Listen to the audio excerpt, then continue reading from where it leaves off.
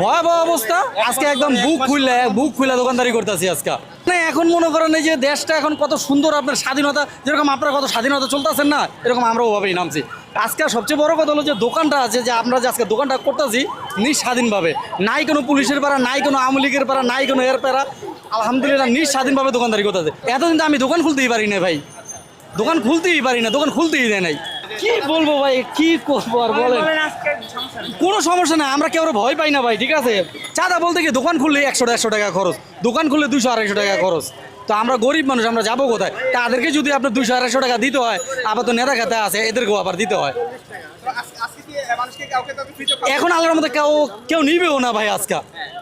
এই জন্য তো বললাম আজকে আর দোকানদারিটা আলহামদুলিল্লাহ মানে খুব খুশিতে দোকানদারি করতেছি, বুঝছেন। আর ভাই এর আগে দোকান খুললেই 150 টাকা 250 টাকা খরচ, এদিকে পুলিশ, এদিকে আপনার ছাত্রলীগ, এদিকে এই লীগ, এদিকে ওই শ্রমিক, এদিকে ওই, এগুলো দিতে